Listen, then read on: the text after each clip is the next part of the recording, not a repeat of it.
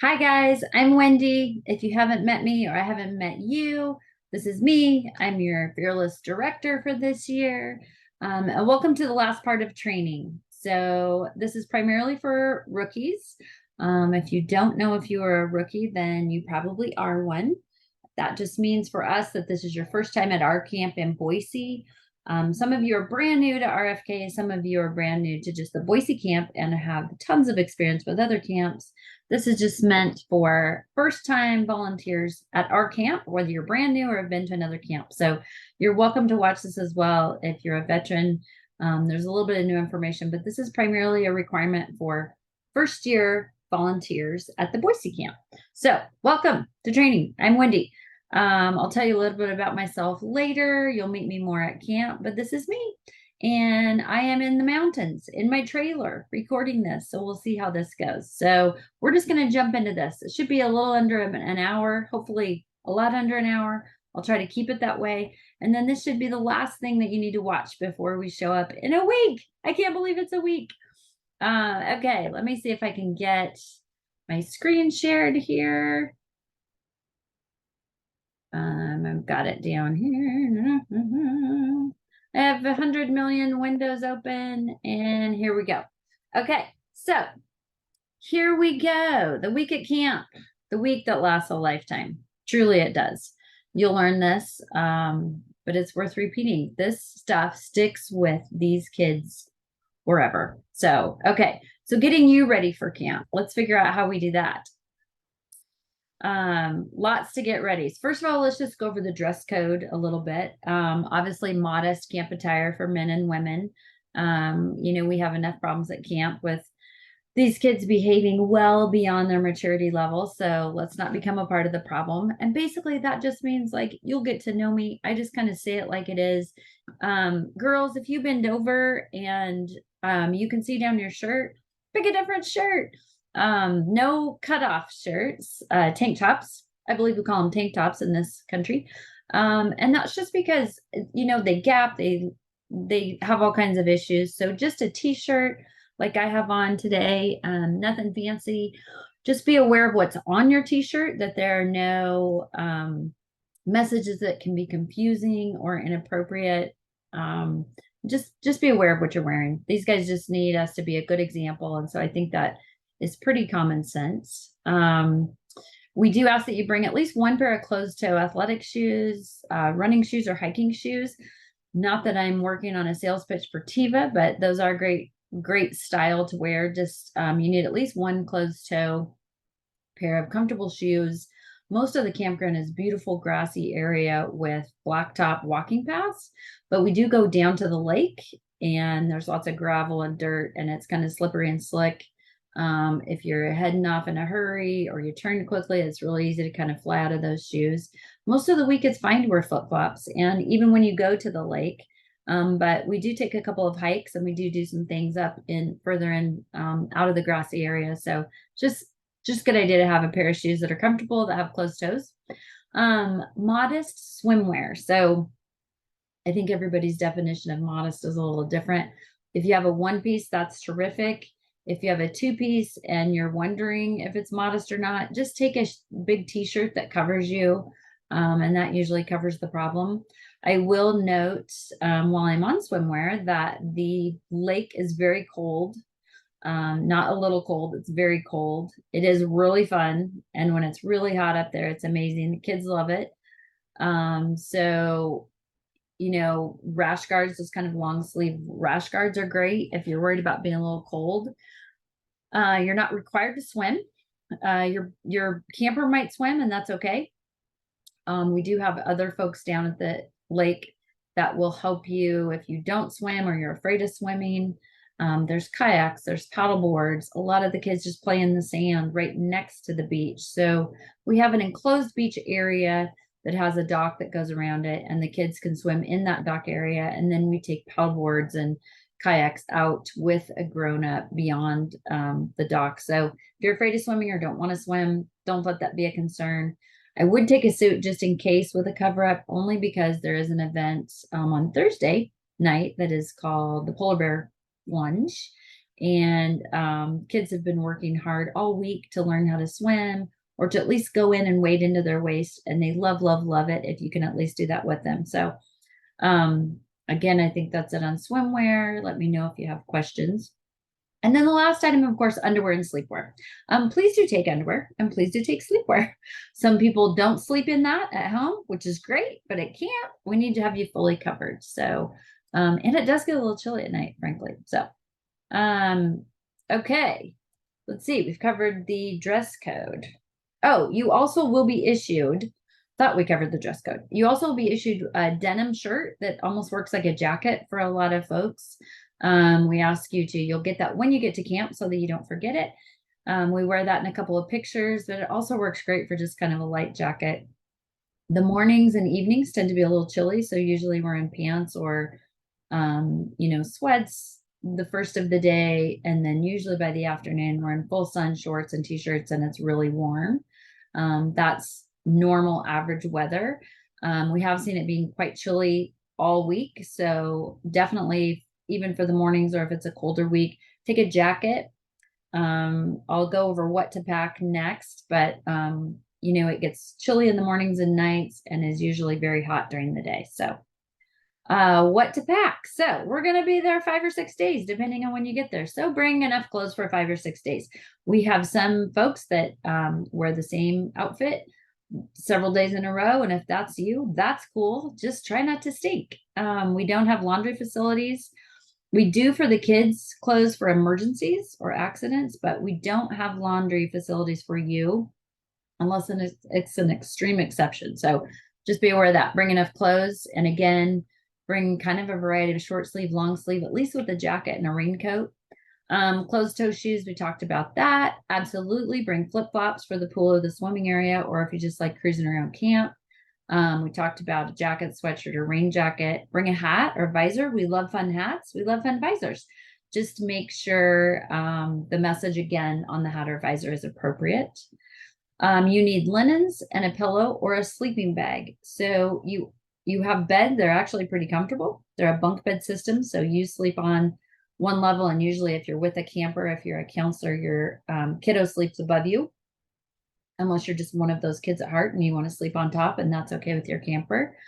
Staff have the exact same sleeping arrangement. Most of the time we have enough beds for staff to be on a bottom bed. And a lot of people just think, hey, I'm bringing a sleeping bag and a pillow. And that's great, but it gets pretty warm at night. So usually what happens is people bring a sleeping bag kind of as a bed pad, and then sheets and a blanket and a pillow. And then if it does get cold, you can wrap up in that sleeping bag. If it's hot, you can just throw that off and sleep in your sheets and blankets. So you do have a fairly easy access to your vehicles. So you can, bring a sleeping bag and sheets and blankets and a pillow if you want, and decide when you get there. You may end up changing during the week. So you do have close access to your vehicle if you want to bring a couple of options there. Bring all your toiletries and your shower items. So soap, shampoo, deodorant, toothpaste, all the goodies. Bug spray, sunscreen, and chapstick. We use chapstick. We do get kind of drier and in the sun a lot during the day. So, and we do have some bug spray and some sunscreen, but if you have a favorite, bring that. Snacks. So we do have an area called Cabin 5. It actually used to be a cabin number 5, and then we moved it to the back of the cafeteria. So the name kind of stuck. But that is an area where we keep anything you need during camp. There's a staff refrigerator there as well. So if you need, a Rockstar or a caffeinated drink or just special vitamin water or any kind of special snacks that you love at night, there is a time after the kids go to bed and then breaks during the day where you can go and grab those. It doesn't have to be junk food. If you have a special diet, our kitchen staff is amazing at trying to prepare keto friendly options. And if you've told me you're gluten-free, they will have a gluten-free option for you. And they're usually very, very conscientious of that. Every meal has a keto option. So every meal will have lunch and dinner. We'll have a full salad with vegetables and fruits. In the morning, there's always a keto option as well. So there's very low carb options there. The general diet and meal plan for the week is usually heavily carbs. fried chicken, cheeseburgers, corn dogs, pizza. It's all the things kids love, and it's really good. It's all the things adults love too.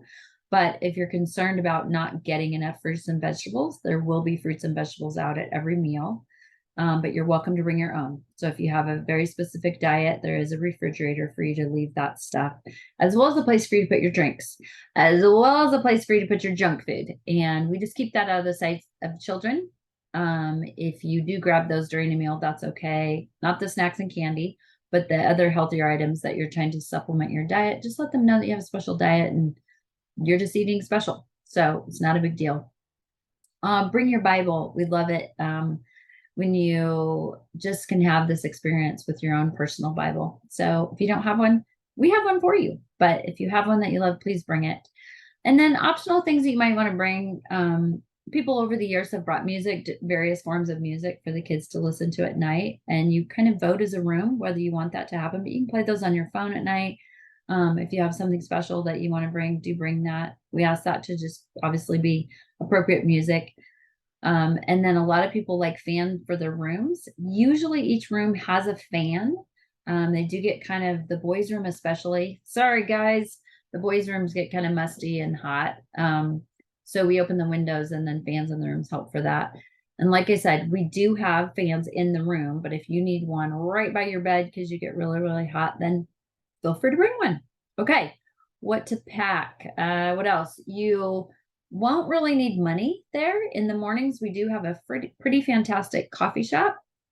They make the best lattes, flavored drinks, food drinks you can imagine. So they're open until right about breakfast time ends.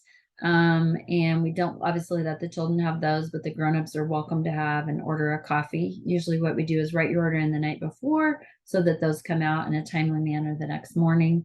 But you don't really need money for anything unless you've purchased a sweatshirt or one of the camp hats or one of the camp water bottles, and we will have those again at camp available for you. If you'd like those, the Royal Family hats are, the Royal Family for the children hats are $10. The water cups that say Make Moments Matter, $10, and then the sweatshirts are $20. We have a couple extra sweatshirts, so if you didn't order one, then we probably need to know sooner than later. Okay. While we're here, you can take your cell phones, obviously. We ask you, we'll talk about cell phones a little bit later, but we have great cell signal up there, and you're welcome to use those on breaks or in the evening when you need to get a hold of people. Please give them my number as an emergency number. We ask that you don't have your cell phones with you and on you during the day if you're with a camper. If you're a staff person, you do have your cell phone, but obviously we ask you to not use those or be on those around the kiddos. But you do have good cell service up there. So bring your chargers, bring your cell phone, and you're welcome to use those on your break times. My phone number is 208-794-9808. You are welcome to give that to anyone that may need to get a hold of you during camp. If you're afraid that you won't have your phone will break. Or if you want them to have it during the day for emergencies. So again, it's 208-794-9808. It's on every email, but feel free to give that to anybody who needs to get a hold of you during camp. Okay, let's be aware of medications. If you are actually anywhere where we're staying top and bottom, you are all staying and in close quarters with children. So all medications must be checked in with the nurse. And the nurse is upstairs in the room. If you need medications in the morning, you just work out with her when you need to go get those before breakfast or at breakfast or after breakfast, as well as in the evening. So that is everything. Vitamins, melatonin, anything you might need, ibuprofen, all of that needs to be checked in with the nurse. That includes mouthwash. So if you have mouthwash, and we encourage you to use it, those needs to be checked in with the nurse. Kids these days have amazing usage of mouthwash and just addictive characteristics of getting to it if they can. So if you have mouthwash, that's great. But just please do leave that with the nurse and use that when necessary. She's readily available and she'll let you into stuff to get your mouthwash when you need it. Okay, so Should be clear, no medications whatsoever, vitamins, supplements, all of that needs to be checked in with the nurse. It's best if you just put it in a Ziploc bag with your name on it. She lets you in, you get in your bag, you get your stuff and get it when you need it. Attitude, what to pack for camp is the best attitude ever. So attitude is absolutely everything at camp. So going in with a positive, flexible attitude is really needed from every single one of you. There are some days it's a challenge, and that's for sure. I always joke that by Tuesday, it's not really a joke. You are exhausted thinking, what did I get myself into? I'm never going to make it through the week. And it's kind of a drag day afternoon. Like the afternoons are hard sometimes on Tuesdays. The kids have just kind of settled in. We're kind of in a routine. Some of them are kind of starting to figure out how they can work you over and push your buttons. And then by Wednesday, you're like, oh my gosh, it's half over. And pretty soon it's Friday. I mean, it literally Tuesday kind of drags a bit. And then by Friday, you are like, oh my gosh, that went so fast. So just remember that, I'm going to take a really quick break here because I think I have a lawnmower coming. So please hold one quick minute. Oh, they turned it off. Okay. Just remember that everything we do up there is for the kids. Sometimes it's even putting on a smile and just bearing through it and saying, I'm going to go need a break and I'm going to find a staff person or Wendy to help me. But for right now, this is for this kiddo, and everything we do and say and represent and look like needs to be about the kids.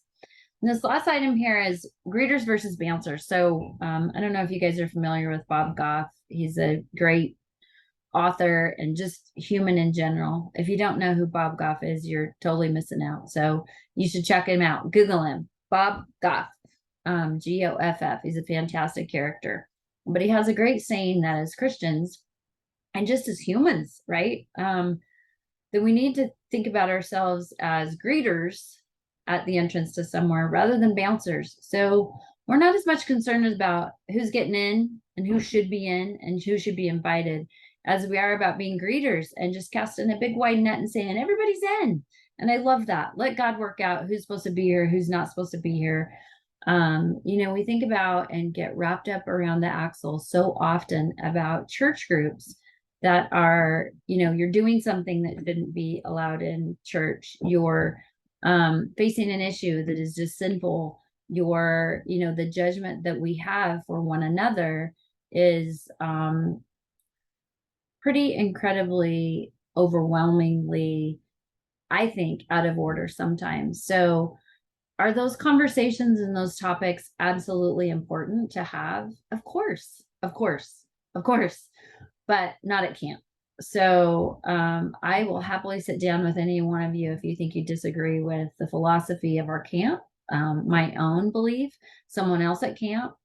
But we come from about 13 or 14 different churches and all come together in those denominations as one church under God for these kids. And we want it to seem like we're all greeters, not bouncers.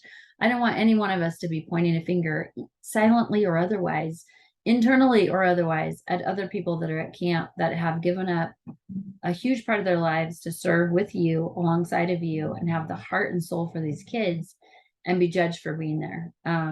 It just is not going to happen on my watch. And I would hope that you take a different attitude just out in the world, because as Christians, when we look like bouncers and are trying to determine who should be in and who should be out, it's really unattractive. And if we're trying to spread like the love of Jesus, I think that, if we look back on his example, Jesus spread a big old net and said, everybody's in.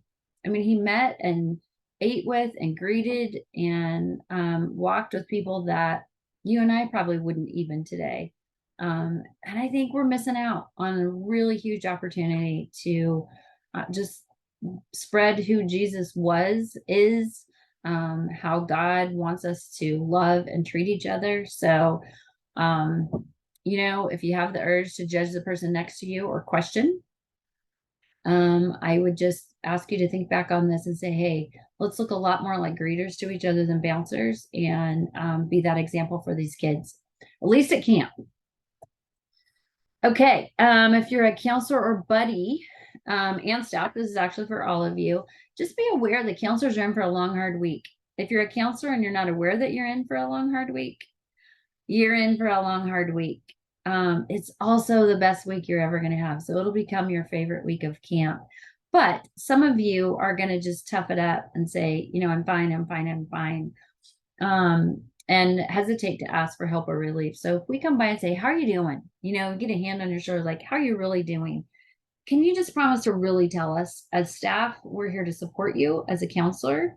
We went over this hierarchy in training, but although I'm the director, I'm at the bottom of the ladder. So I'm on the bottom and I'm here to support you guys. I support the staff and counselors as best as I can, but the staff is really there to help support the counselors. The counselors are there to support the kids, and the kids are just there to have a blast. So God kind of covers it all, and He takes care of all of us as we need it.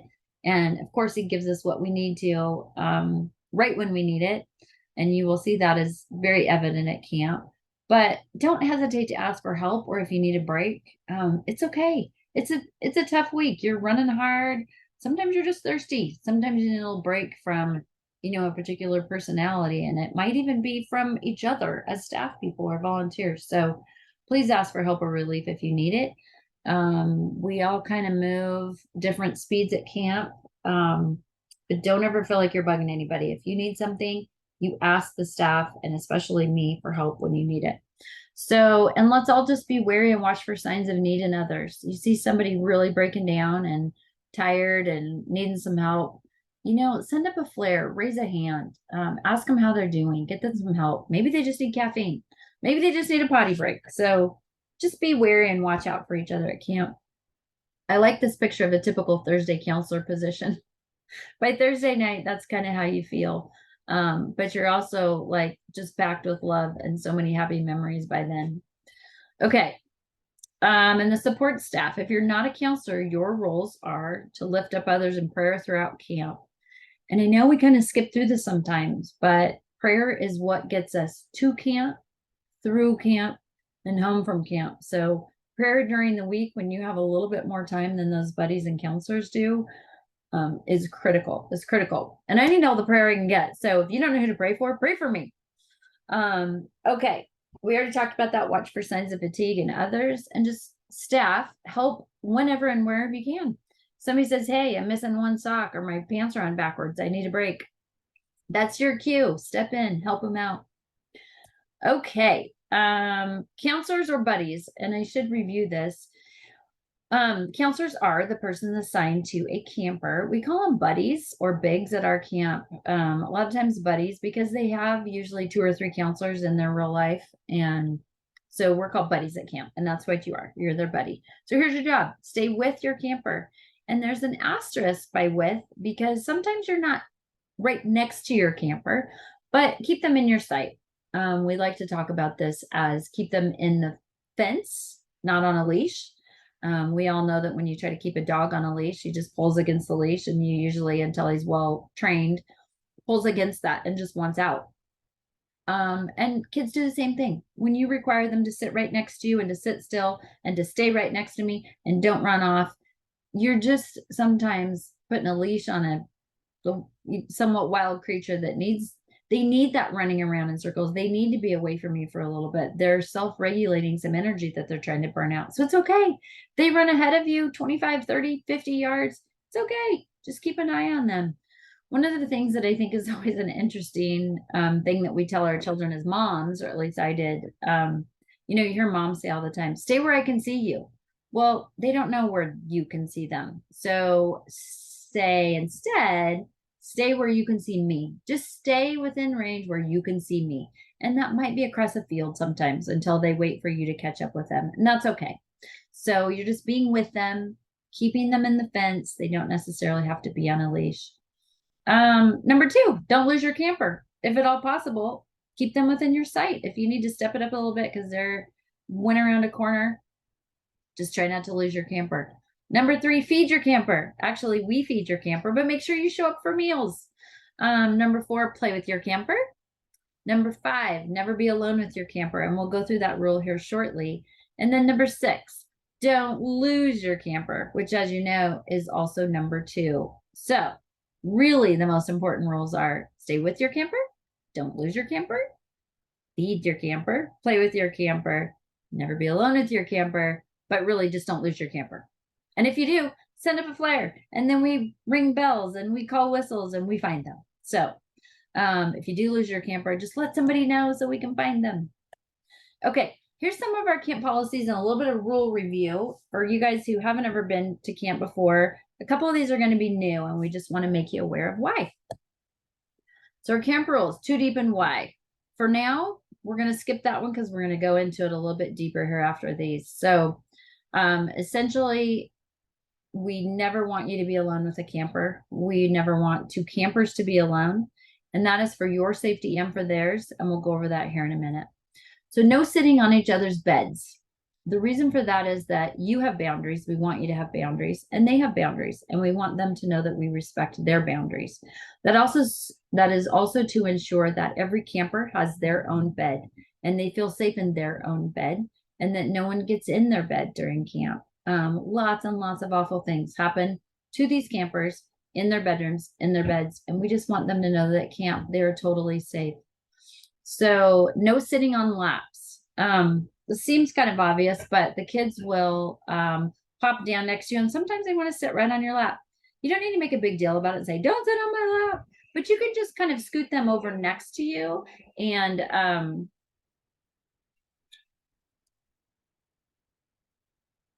you can actually just scoot them over next to you and slide them off of you next to them on the chair next to you or the bench next to you. Doesn't need a big deal, but there's a lot of these kids have been sexualized by older parents. Some of that are caregivers and parents. Some of them other foster children in their home. So sometimes just sitting on your lap isn't just sitting on your lap. No piggyback rides. Same kind of logic there. We just don't want them riding on your back. For one thing, it's dangerous. You can drop them. But another one is just that it's inappropriate touching at camp. And one of the things we like to say is my body, my rules. So if they sit down next to you and are kind of, fidgeting in a way, to say, hey, you know what, I kind of don't like that. Would you ask next time if you touch my face or grab my hair? So we want it to be clear that their body, their rules, and your body, your rules, my body, my rules. So we just emulate that, and we are an example of that at camp. So if they're doing something to you don't like, you're welcome to say, hey, my body, my rules. I really don't like it when you touch my face or tap me on the head or punch me. And we do go through these rules with them as well. So sometimes you just need to remind them. So my body, my rules, your body, your rules. And it's pretty simple. No exchanging last names or personal information such as phone numbers or addresses. One of the reasons for this is that we do not allow contact after camp unless you and I have spoken, and there is a very set plan for that. And so can you have contact with them after camp? Yes. Is that for you to decide when to give that information and exchange that information with them at camp? No. And so you won't know their last name, and they won't know your last name. And if they say, I want your number after camp, like I want to get a hold of you, like I want to see you after camp, you just say, you know what, it's against the rules for us to exchange information like that at camp, but I will pray about you, and I will think about you, and I will never forget you. And if they say, but I don't understand, you can say, why is a really, is an interesting question why we can't do that. So let's go find Wendy and we'll talk about it. So if you're uncomfortable with answering that question, come find me. And now let's talk about cell phones. We kind of did. But I just want a reminder here, you are not to be on your cell phones when you're with those campers. And if you're a staff person, try not to be on your cell phone when we're around campers. You guys will see me probably on my phone because there's a lot of parents that call and caregivers that call and things that happen. I try to step away from the kids when I do that. But if you see me, remind me. They are around people who are on their cell phones all the time. So it's very, very important that you're not on your cell phones when you're with a camper. In fact, we don't even want you to have them with your camper. So you can keep them in your room. You can keep them plugged in. You can talk on them on your breaks when you're not with the kids, at night when you're not with the kids, in the morning sometimes if you need to get away. But again, just do not have cell phones around the kids. And if you do plug them in their room, make sure you kind of hide it under your clothing, or you put it in a place that's sort of tucked away, because the kids will get on them and they will look for pictures and they might even use them to call somebody. So we really, really, really need you to be aware and conscientious of the fact that they are mesmerized by cell phones and want them for themselves and are really interested in your life and what is in your cell phone. So just please keep them away from the kiddos. Okay. Let's see here. Okay. We are going through too deep. We're going to go back kind of over too deep here. So too deep and why? Too deep is that you are never, ever, ever alone with a camper for any reason, period, no exceptions. And here's why. So let's say you're like, well, how is that even possible? So you must always be in sight of another adult, which means a second adult has to wait with you if your camper is slow getting dressed in the morning and you're late for mealtime. So you may be waiting for your camper, and there's a ton of staff around that are supporting that, supporting you and watching for you. And just say, hey, you know, we're taking a little bit longer. Can you hang back with me? Sometimes you have to ask your buddy in another camper or another buddy in another camper who are staying in a room with you to hang back. If that's not possible, ask a staff person to come in with you and wait. That's why the staff is there. You'll notice kids jump up and go to the bathroom. They just go to a porta potty, or they'll want to run inside and grab a sweatshirt. Our staff is so well trained that we will be watching for you and will jump up and follow you. But basically, when they go to the bathroom, you're watching the door that they're in. We're watching you watch the door that they're in. So, and this is really obviously for their safety, so that no child is ever have the opportunity to be with an adult at camp and have any kind of abuse happen. We do intense background checks and screening, and, you know, we think that we know you. We still just never, ever put them in a position where you're alone with them. And that doesn't only protect them, that also protects you. So if you were to be falsely accused of, hey, my buddy at camp, you know, did something that I didn't like, we know that that never happened because somebody was always watching you. So you're not only there protecting the child, but we're there to also protect you, because stuff does happen and things get said. And we just want to know that there was always a witness to that, that child was never alone. So you are never, never alone with the camper. So a second adult must be in sight if you need a private conversation with the child. So if you need to take a minute and say, hey, buddy, we need to talk. If you're out in the open and there are people around, that's not a problem. If it's in your room and they're sitting on the bed and you're having a chat with them, you know, you're leaning on the floor and being totally innocently having a conversation with them about something, another staff person or another buddy needs to be within distance to see you and to see that everything's happening. So we have a very open door policy at camp. The only time a child is behind a closed door is when they're changing clothes or going to the bathroom or taking a shower, and you are outside of that area watching to be sure no one goes in that door or in that shower, and someone else is then watching you. So it becomes pretty second nature by about Tuesday. So it's not that big a deal, but that also means if you have to take a child to a nurse's station and you got to go down a long hallway and around a corner, take someone with you. You need to be in the sight of another adult anytime you're alone with that child. That also means that no two campers can be alone. So two campers can't go in and shower, even if they're sisters, or brothers. They do not go into a room by themselves without an adult watching them and then another adult watching them. So basically, a second adult must accompany you basically everywhere you go at camp, no exceptions. Okay, reporting abuse. Am I responsible for reporting abuse? Yes. We are all trained staff members of this camp. You become a mandated reporter. So if any situation occurs at camp, you contact me immediately. That includes any kind of inappropriate touching that you're unsure of, any harassment, verbal or physical. If there's a little kid that just keeps, you know, pounding on another kid for some reason, any verbal threats, whether you witness them or a kid just tells you about them, you come tell me.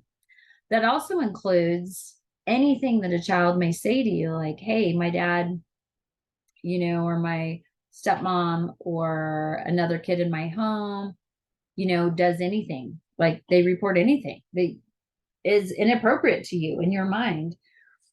Even if they say, you know what, I already told my caseworker about it, I need to know about it. What happens with that is that we assess to determine whether it needs to be an official report with social services. And usually we tell them anyway, if it's been reported twice, that's fine.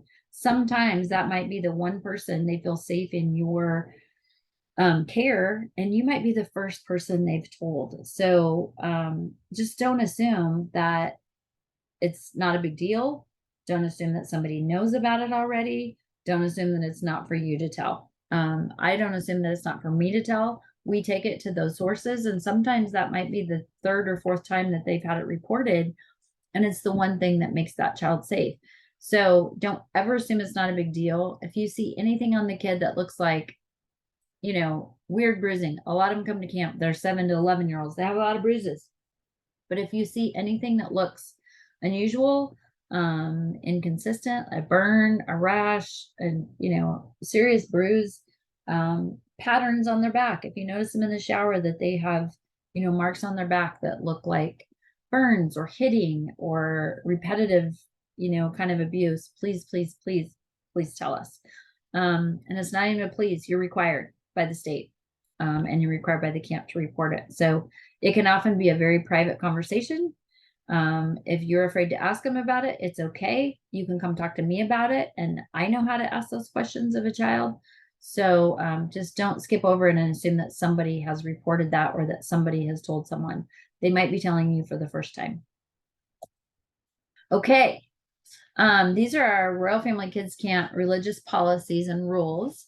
And they just need kind of reiterated because we work with the state who has become very favorable sending these kids in our care. They know we're a Christian camp. They know that we give them Bibles. They know that we talk about God. But that's a big hurdle for the state to have overcome to allow kids in their care to go to camp. And I want to remind you that they are in the care of the state. So they are the ones deciding that they get to come to camp, that these campers get to come to camp. So think about if you, for whatever reason, lost the care of your own child and they were in the care of the state, and that state decided to send them to a Christian camp. You may not be Christian. You may not want them to go to a Christian camp. So we have to be very, very, very careful what we say, how we say it, what we do with these kids. So we absolutely plant the seeds of hope and love of God in these children. That is just by being there. But we're not growing the tree for God. All we can do is we're not converting children. We're not trying to convert children. We are just being the hands and feet of Christ and giving them hope and love. We're calling them by name. We're letting them know they're special. We're letting them know that God loves them and planting that seed. And what God does with that at camp or beyond camp is not up to us. Again, we're being graders, not bouncers, and we're being seed planters, not harvesters. So we speak hope and love to the child versus leading, or even in some cases dragging a child to Christ. So they see everything, they hear everything, and they repeat everything. So if they go home and say, I was asked to be baptized, or I was asked to follow Jesus, it does not go over well with their caregivers, and it does not go over with the state of Idaho, nor would it if that were your child. So you would certainly want, if your child were to come to Christ, that it be in your presence and because of you, not under a specific denomination or somebody else's idea of what that should look like. So please know that as much as we have a heart for these children and a heart for God, that doesn't necessarily mean that we're dragging these kids to faith. So please just be very, very wary of that, which means no baptisms, no laying on of hands, no speaking of tongues. When you pray for them, that's totally fine, but you need to ask them things like, hey, they say something's really hard. You can say, would you like me to pray with you about it? If they say something about their mom or dad that's really disturbing, you can say, would you like to pray for your dad? Or would you like me to help you pray for your dad? And you just start that conversation to say, hey, dear God, Kevin's got something he wants to talk to you about his dad. And so I'm going to let him just talk to you about it. And just encourage them to have a conversation with God, that they can pray directly to him. And, you can assist that, but be very careful of the things that you say. So, and here's why, because this is not a church camp. It is church camps are for church kids going to a church camp. These are community kids going to a community camp that is teaching them the love of God. But sometimes they have actually even have been abused in the name of God. So please be careful of your Christian language of, talking about, are you a believer, or do you pray, or what church do you go to? I mean, those are just all inappropriate questions for these kids. Just be careful of our Christian language that we may understand when we speak to each other, but that the kids might not. It sounds really weird and very cliquish when you're hearing that for the first time. So some of these kids have never even heard of God. So just be wary of that. They also are sometimes going to a very different denomination. So some of our foster and caregivers are going to the Mormon church. Some of them are Catholic, some of them are atheists. Some of the caregivers are just devoid of Christian language altogether and are anti-Christian. And when they get home, they're going to throw away the Bible. So just be aware of that. That also some of these kids may have had an abusive experience at church, or with a person who claims to be a believer and be a Christian person. So just be aware that you don't know all that you're getting when these kids bring their history to camp. And we don't want a conversion or an attempted conversion to be one other thing that they go home and think that they failed, or that, we're part of this group that wasn't just speaking love and hope to them. Okay, so we're at Camp to Show Children God's Love. And I think it just needs worth repeating. We are not converting children. Be mindful that it would be another form of abuse to manipulate, pressure, cajole, force, or in any similar way make these children feel like they have to pray or raise their hand for a confession or to make a spiritual decision that they may not even understand. They might be trying to please you and say, hey, I want to be a Christian like you. And that's amazing if that's God's will at work. But let's just let it be God's will at work and say, that's amazing. Let's pray about that. And leave it at that. Let God do the rest of the work. Okay. Ownership for these kids. Very few of these children have possessions that they get to keep for a very long time. Multiple placements, they end up losing things, losing clothes, losing all their stuff. So what they do have sometimes are hand-me-downs or worn out, or they're shared in the home, or they came from other children in the home. They're too big or too little. So ownership of things to these kids are very, very special. That also can borderline on they want your stuff because it's cool. So we're going to kind of go through some things that happen and some things that I want you to be wary of. So having a Bible is a really powerful symbol of God's love for them. They all get a Bible. If they're younger, they all get a more simple, basic Bible upon arrival. And then if they're graduates, if they're older, 11 or 12, and not coming back to camp with us again, they actually get a more graduated Bible. And if you have one of those campers, we'll ask you to write a note in those to go home with them. And I'm going to ask you this year to write a note in all of them and just slip it in their Bible before they get to camp that I love you already. I can't wait for a week at camp with you. All of that is really, really important. Some of those Bibles do get thrown away when they go home, and that's okay. But some of them pull the note out and save it. So if you do write them a note, and I encourage you to do so, a prayer, a note of encouragement, any kind of special note for them, and just slip it in the cover of their Bible. A lot of times when we have stories of counselors or kiddos who grew up and pulled the note out because they knew their Bible was going to get thrown away and put that in their pocket, and they're 25, 27, 30 years old and still have that note from their counselor at camp. So it's very important. And that's it about writing the note. Okay. Owning your own name. So we researched the camper's name for meaning and spiritual reference, and we put that on their name tag. Hope is actually grown when they discover that they're valuable and that they matter. And a lot of that comes from their name. So it may even be the first time their actual name is used in a positive, affirming way. And I know that seems like, oh, come on, that can't be the case. But we have kids who have been past campers who come back and say, I kept my poster because it was the first time somebody spelled it right, even my own caregivers, or didn't call me some kind of a rotten human, some sort of a name. It's like, hey kid, or hey dipshit, or hey whatever, like horrible things that these kids are called. And it seems like too far-fetched to be true, but it's true. We get those accounts over and over and over again. So you'll see in this photo, by the way, a poster. Welcome, hi. And I don't know what her name was. Maybe it was Lorna, Lisa, Lainey, who knows?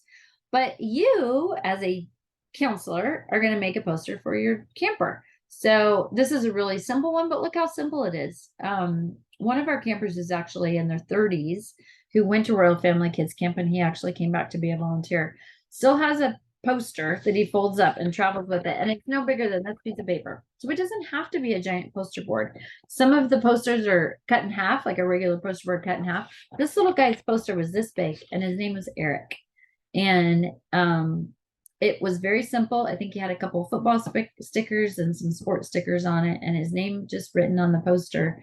And it in my experience of all the posters I've seen was probably one of the most, not elaborate designs I've ever seen. And this kid cherished it. He is now in his 30s and still packs it around with him when he moves or wherever he goes. And when he's at a house and he's landed, he hangs it on the wall. It's very worn out. It's got a lot of fold marks, but he still has it. So calling them by their name is very important. And I will tell you this, a lot of times the kids go to camp and you may think their name is Aaron. For example, we have a child who's being adopted. His birth name is Aaron, and he has decided he wants his name to be Eric, ironically. Same name, different kid. And so we're changing his name to be Eric. So if that child shows up, and their name is Jamarian and he wants to be called Jay, we'll do it. We'll reprint their name tag and we'll do it. We want them to be called what they want to be called. We also want you to encourage them to tell you the story of why they're changing their name. Why do you want to be called Jay? Jamarian's a beautiful name. Why do you want your name to change? And let them tell you the story. And if it's something that's just like, well, I don't know, I just never liked my name, then let's encourage them to use their, birth name. But if it's that, I don't like it because that's my dad's name and he's in prison and he's not a nice guy or whatever, it's like, okay, great, Jay it is. Get the reasoning, because we want them to understand how important they are and that they're valuable and that their name matters. So we use their name and it's very purposeful at camp.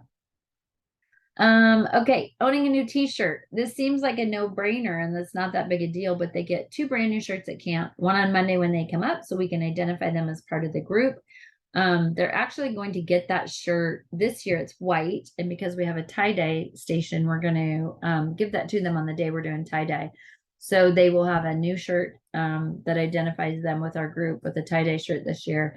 And then the second shirt they get is on Friday, and we sometimes do it because it may be the only clean thing they own by the time they go home on Friday. But it also helps identify them as part of our group and that they now belong to a family when they get back home. So it's pretty special. They all love the shirts, and their parents usually love the shirts because they come home in a clean shirt. Okay, owning your memories. So as a counselor, one of the other things you'll be doing is making a photo album for your camper. We supply the album, we supply the pictures, we supply the marker and the stickers and the paper and all the stuff you need to do it. At the end of the day, we've taken pictures all day. And when I mean me, I mean a great team of photographers that do nothing but take pictures for you all day long.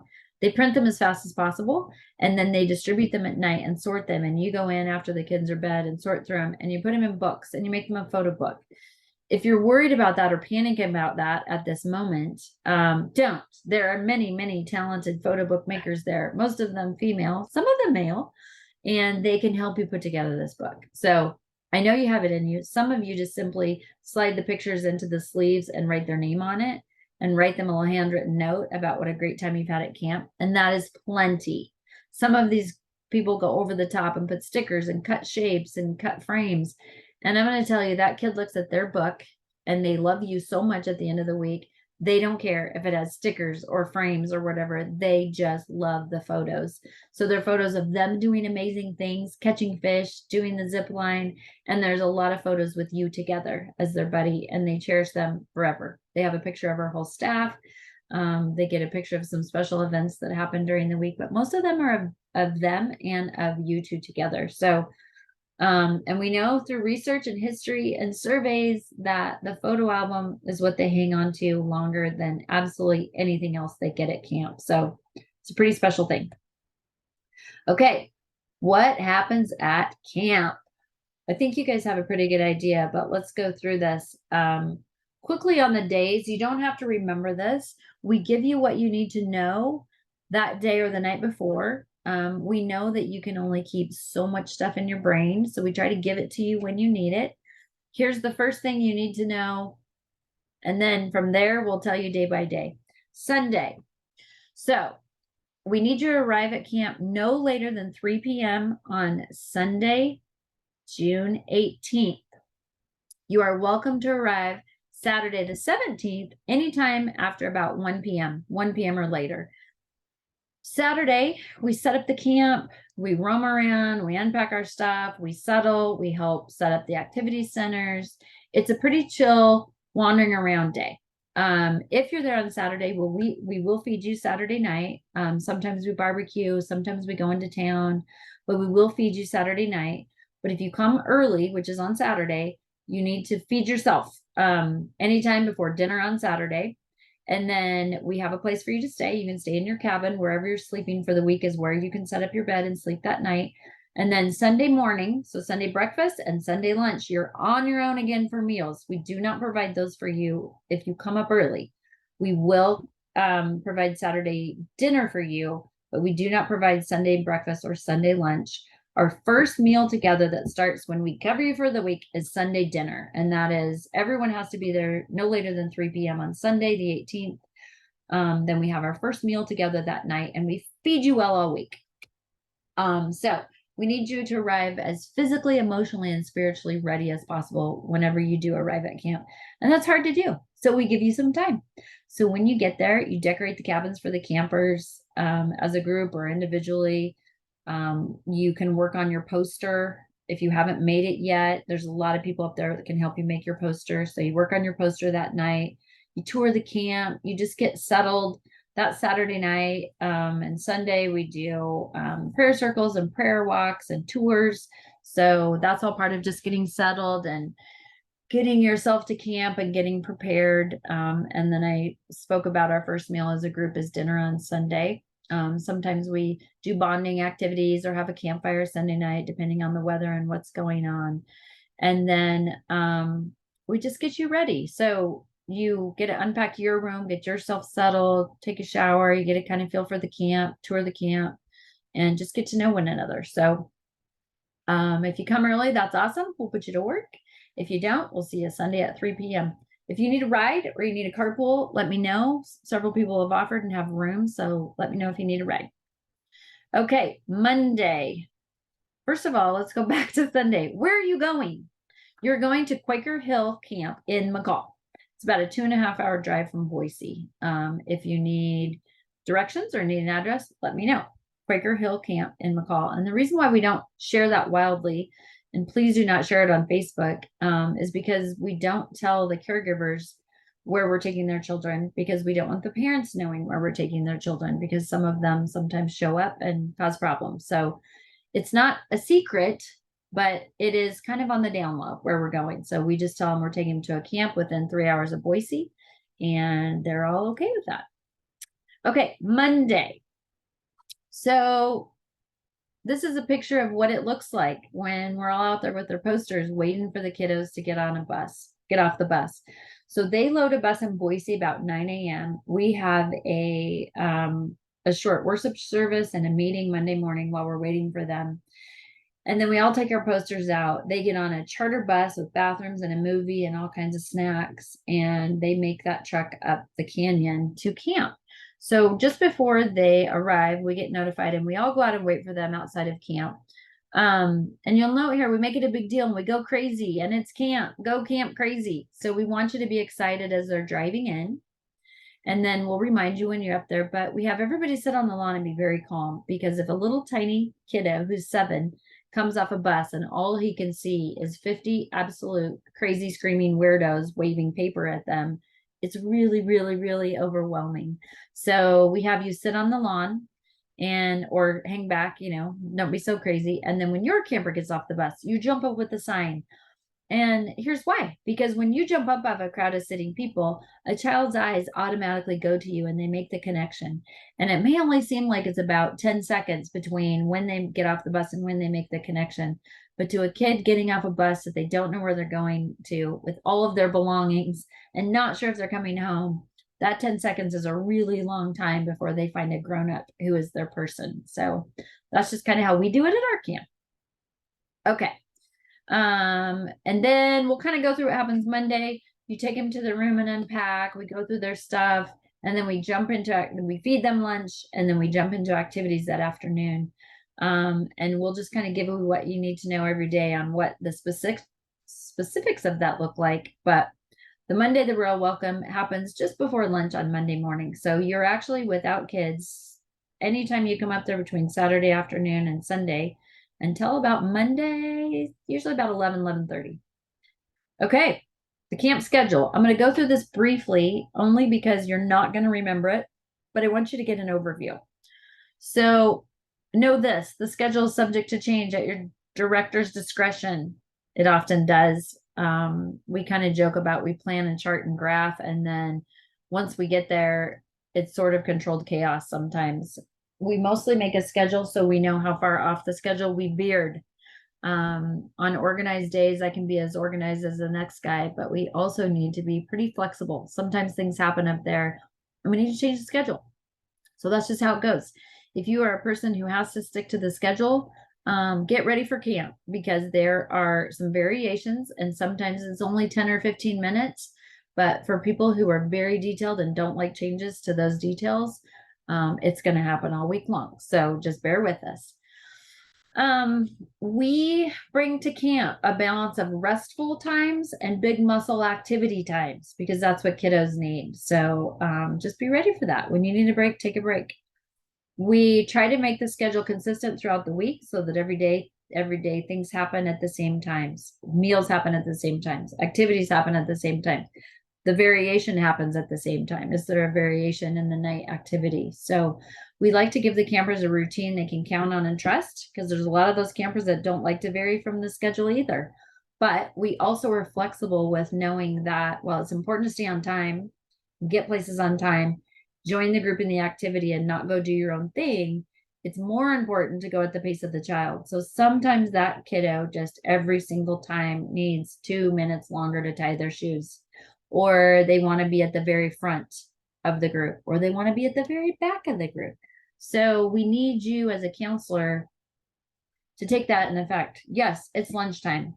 They're going to be fed, even if they're 10 minutes late. So it's okay. Help that baby get what they need. And if it's just a little bit more time to prepare, then they just need a little bit more time to get there.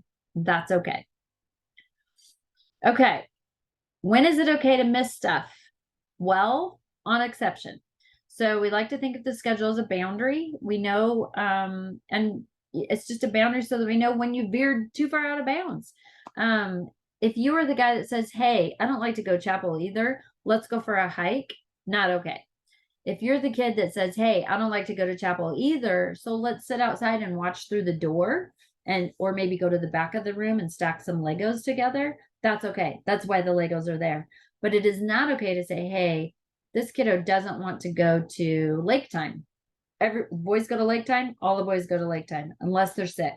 So the only time it's okay to miss stuff is when they're sick or when you've talked to me about maybe some kind of exception that's really wildly out of sync that you and I can work out a variation for that or a deviation from the schedule. So do not deviate from the schedule or activity too far without discussing it with me and why, and we'll kind of think up a plan that what works best for that kiddo if it's just a problem. Okay, special events. These are fun. Let's get to special event. Okay, there we go. Monday night, they get stuffed animals in a blanket. It's amazing. Their name's on a blanket, and it's super fun. Tuesday, we have a musical guest playing a bit of a concert at night. It's a Christian rap group. They're fantastic people. In fact, one of the guys is going to be a buddy, I think, or at least at camp with us. Wednesday, everybody has a birthday party. And we have a go show on Wednesday as well. So it's a little bit of a variation on a talent show. So be thinking of the kids usually have well planned what they want to do. They hear about it on Monday and they work out all kinds of things 10 minutes later that they want to do. Some of the kids are like, I'm not doing anything because I'm too embarrassed. And that's okay. We encourage them to have a backup plan because usually once they see everyone else going, then they think they want to do something. And that's okay too. So we change the schedule. We let those kids in last minute that had a plan, and everybody gets one time. They can either go as a group, as a room together, or they can go by themselves. They can do it entirely by themselves, or they can invite you as their counselor to do something with them and assist them in some way. So don't panic about this either. Sometimes that looks like, a kid turning dirt and water into mud. And it's fantastic. The other kids clap wildly, the staff claps wildly, and it's just a really precious night. Some of the kids write and perform their own songs. So there's a big variation in what happens there. And all of it's okay. We just want to encourage them to try something because it's really, really fun. And then Thursday night, we do a graduation for those kids who are 11 or turning 12 and are no longer eligible to come back to Royal Family Camp. So they can come actually for those 5 years from the age of 7 through 12. And some of them have, and some of them do. And then when they get to that age, they can't come back to our specific camp. We have a graduation for them. And every child gets an award that night. They get something amazing they've done this week at camp. And so they all get an award for some fantastic gift or talent that they have. And we celebrate that wildly. These are just some of the pictures here that you can see. This is them getting a blanket in this far left one here, down the bottom left. Bottom center, we have some years we do a superhero theme on Tuesday nights, and these are our staff dressed up as superheroes. The little girl at the poster is getting her birthday present. That's when every child has a birthday. Sadly, some of the kids have never celebrated their birthday, so we celebrate everybody's birthday, every camper's birthday at camp. This bottom right is actually my daughter when she came years and years ago, and this was her getting her award for doing whatever amazing things she did that year. This is a graduate up here in the top right. So they get a cap and they get a medal and they get a little bit more of an advanced Bible. And this is his buddy taking a picture with him being a graduate. So, okay. What is next? We're closing in on the end, folks. Bear with me. Okay. We're going to go through this quickly. There are a lot of activity centers in the afternoon. So they go down to the lake, and you can see up here in the top right, this little feller, not a big fan of the water. They do have to wear a life jacket anyway. And he's just playing in the sand next to the water. So sometimes the kids don't like to get in the water either, and that's okay. So that's lake time. We have a fishing pond, upper left here, this little dude kissing his catch. We do actually keep the fish, and we have a fish fry on Thursday night. And you'd think the kids don't like it, but the kids love it and eat lots of fish. This bottom left one here is just one of the activities. I think this is the bead center. So Margaret, who is one of the founders of the camp, the original directors, sets up, gosh, probably 10 or 11 different activity centers, and there's beads. You can build a bug box or a bird house. Sometimes it just depends on the project of the year. There's a woodworking center where the kids can build anything they want out of just a variety of wood. Tom, who's the other founder of our camp, runs the woodworking center, and they build some amazing, amazing projects there. They do face painting. This year we have tie-dye. They do spin art. There's a dress up. There's a drum center that's just a musical drum area where whenever music folks, Lynn, music lady Lynn, teaches them how to play drums. There's basketball. There's some other musical instruments around. And then in the bottom center here, there's zip line. Zip line becomes one of the really fun things at camp. Bottom right here is the woodworking center. So you can see them here teaching them how to use a little lathe. I think that year they were making pins. So tons and tons of fun stuff to do. And those teachable, lovable moments are any moment where your camper opens up or wants to learn more. So there are about 100 million of them that happen during the week, these teachable moments where they just need you to show up for them. Sometimes it happens in a little bigger way. And it's when maybe you've calmed down and you're a little bit more patient with them. Like maybe they've been running around and you just provide a calming effect. Sometimes it's when they've had a meltdown and they just need you to let them know that it's okay to feel all the feels, sometimes all at the same time, and you show up for them in that way. Sometimes it's just walking with them to the fishing center. Sometimes it's helping them bait the hook, helping them try something new, helping them get halfway up the steps to the zip line because that's all the further they can go that day. It's just you showing up over and over and over for them during the week, and they learn what it feels like to be loved. They have hope that there are wonderful, caring adults out there that believe in them. They learn that they can do things, that they can actually do amazing things, that they're brave and courageous, and it can happen anytime, anywhere. Most often it happens these little moments where you really connect and feel your heart tug and really know that they needed you is walking to and from things, or during activity time. And often it's in the moments you least expect it. So they can be sitting there beating a little bracelet and tell you something profound about their life or about their story or about their heart. And we like to say that, and we tell the kids that doctors are people who teach you about your bodies and help you with bodies. And your teachers are those professionals that teach you about your minds. And we're there to teach them about their hearts and heal their hearts. So now we know that doctors work on your minds and your heart, and we know that teachers work on your bodies and your heart as well. But we also help them with their bodies and their minds. So we just like to give them a little guide that a doctor is a person who helps them work out things with their bodies, and a teacher is who teaches them all the things about their mind and how amazing their mind is. And we're the people that teach them about their heart. And it's okay to have heart stuff at camp. And sometimes during these teachable moments, you'll be choking back tears or choking back hallelujahs because they've just said something that's so profound and amazing that they're going to be okay.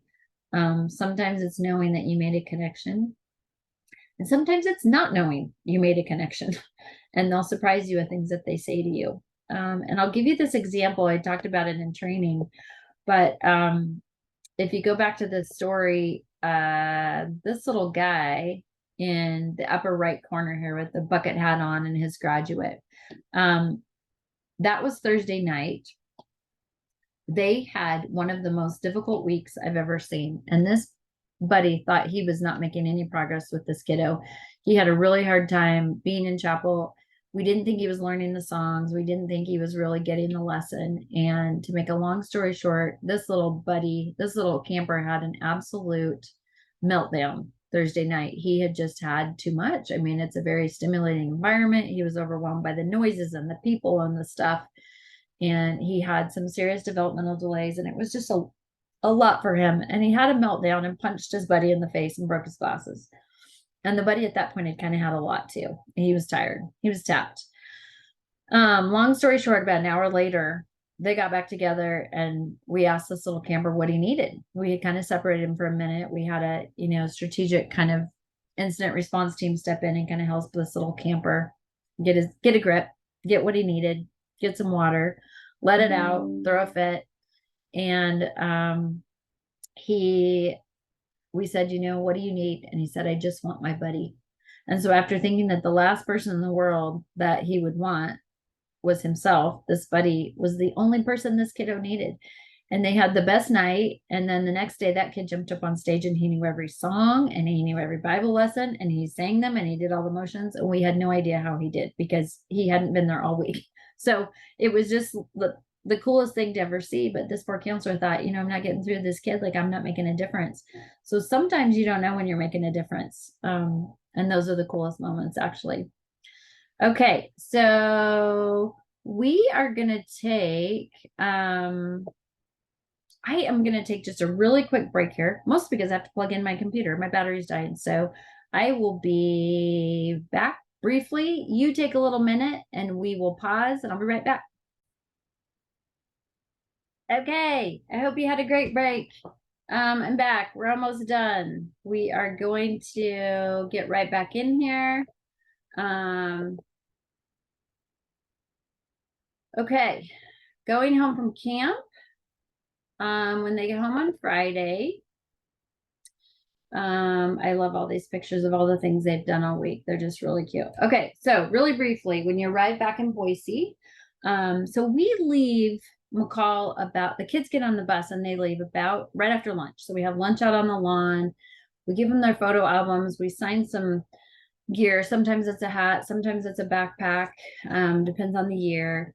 And then we say goodbye and they get on the bus and head for home. And we get in our cars and the bus pulls over along the way so that we can get in front of them. And then we greet them at the school. So wherever we're arriving this year, we get back there, they get off the bus, and we sort of create a tunnel for them to run through to get to the stage. We keep them with us and don't allow them to reunite with their caregivers just yet. And here's why, because some of those caregivers just take them and bolt, and it really makes the goodbye hard on those kids. It makes it hard on us too, but it makes it really hard on the kids. So we kind of sneak them in the back door up onto a stage. We go immediately sing 3 or 4 songs and play a video of camp. And then after the presentation, you will take that child and you'll reunite with their caregiver. And we'd love for you to say, hi, I've enjoyed so much having your kid at camp. I mean, if you've had the worst time, which I know you won't, but it's the hardest and the best week of the year. It's just, it will change your heart. It will change your world. It will change your view of every other human on the planet. It will melt your soul. It's just cool, but it's also hard. And giving those kids back is so hard because you've come to know them and love them. And it's hard to just send them back and not know what their future holds or if you'll ever see them again. So you do greet their caregiver, whoever that is. Sometimes it's foster parents, sometimes it's grandmas and grandpas, sometimes it's a caseworker, sometimes it's their actual biological parent, and that can be their supervised or unsupervised. So even though they are all wards of the state, they do sometimes have visits with their parents, or maybe are on a supervised visit with their parents. So you do sometimes meet the biological parents. And you walk them to the vehicle, you get their gear, their projects, their bags, all of the things, and make sure that they get everything that you did at camp that week. And then you say goodbye. And then we come back in and we have a welcome home just for us, for the volunteers. So we do a very short presentation of a video and awards. And then we have dinner as a team, and you are welcome, welcome, welcome to invite your family and friends or significant others, boyfriends, girlfriends in your life to come to that. Have them come at 4:30 and watch the kids and watch the presentation. It gives them just a great idea of what you did this week, because you're going to go home and sleep for about 2 days. So they need to understand why you're going to go home and sleep for 2 days. It's an emotional flip-flop that happens. And one of the reasons why we ask you to stay at the welcome home dinner through the dinner as a team is because it's kind of like a re-entry into the world. And it doesn't sound like it's that that dramatic, but this is a mission trip, and it is, you are there and immersed in all of it solid for a week, and you come back a changed human. And it's just really hard to explain that to your significant others. And if you just leave off the bus because you know it's going to be hard and don't come and sort of regroup with us and say goodbye, it's harder. You go home and you feel alone and you feel depressed and it feels weird and you feel like an arm just got ripped off, and it's horrible. It's so please stay and let us help you kind of re-enter the world as best as you can. But invite your friends and family to help you celebrate in that. So and I will warn you, and I say this every year, and as a rookie, I want you to understand this, like, the kids are the easy ones to love. Like, you go to camp and you can't help but love these kids. You have empathy and you have compassion for what they're going through, and they're amazing little humans. And you take them back, and sometimes the people you're returning them to don't look like amazing humans, or you've heard stories from these kids about, hey, my mom's going to pick me up, and you're really nervous about that. And it's okay to be nervous about that. Sometimes you look at these people and we project thoughts onto them that are like, these are the people that messed up their kid. And I want you to reject that on every level, because they showed up. Today they showed up. It might be the first time that parent has showed up in 10 years. It might be the first time that parent has showed up ever. They might have been, in their life and out of their life, and in their life and out of their life. And if they show up for this event, that's a win. That kid wants them there. No matter what has happened in the past, that kid usually wants them there and wants them to be a part of that. And that's a parent trying. And on some level, they want to be a part of that child's life and are doing their best to do so. So we have no idea what they're going through or what the situation was or why it happened. So these parents aren't always easy to love. But I think as Christians and as humans, those are the people we need to love just as much as their kiddos, because they are in most cases grown up foster children that got thrown into the system and don't know any better, and they're doing their best. So sometimes these will be the most amazing humans. And I will give you this brief example. One year we showed up, and this guy, I had talked to him on the phone, and he was going to every class he could. He had lost his children and gone to prison, and he was doing everything he could. He was taking every parenting class that the state offered. He was the one exception that wasn't so mad at the state for taking his child, because they had basically kept him alive for 4 years. He lost his children, and he was in prison, and he was a rough looking dude. I mean, he had every tattoo and every gang symbol and everything that you would think looked scary. And he looked scary. He was the best dad. He got those kids back, and then he adopted other children from a cellmate who had lost his children and was never going to get him back. His cellmate was in jail for a long, long time. He adopted his kids, and then he adopted two other kids that just were in the system that he felt a big heart for. So this guy got it together. He got his mom to help him, and he got 2 jobs, and he worked and worked and worked, and he was an amazing dad. And I met him about halfway through that process. He was getting his kids back, and I've stayed in touch with him. And you just can't judge a book by its cover. You don't know anything about what's going on in their heart or in their life. So I just pray for you, and I beg you to be kind and loving, as kind and loving to the humans that pick up these little kiddos as you have been to the kiddo, because they need it just as much. So, and that's how God would ask us to treat them. He has welcomed us in spite of our scars and tattoos and our ugliness. And that's how we are the hands and feet of Christ, while those kids are watching to their parents. So you might be the only person that has been nice to that kiddo's parent in a long time.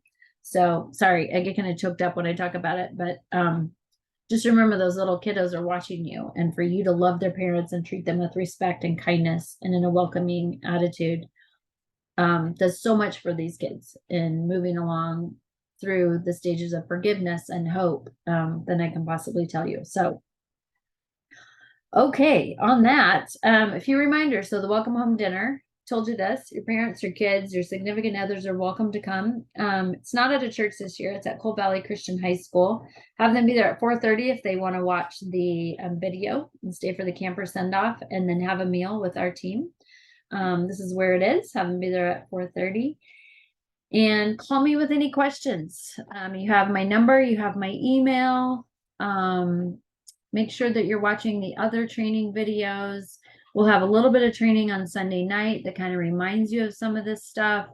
I know that's a lot of information. Thank you for bearing with my very unprofessional video lessons and training. And if I don't see you before, we'll see you on the 18th or the 17th. So need you there no later than 3 p.m. on Sunday the 18th, which incidentally is Father's Day. So I know that for some of you that will mean you're racing up there after a family dinner. And I get that. If you want to come up Saturday, just let me know. If you need a ride, let us know. Thank you so much for serving and for your heart for these kids and for our camp. I can't wait to serve alongside you this year. Okay, and that's it. As Bugs Bunny would say, that's all, folks.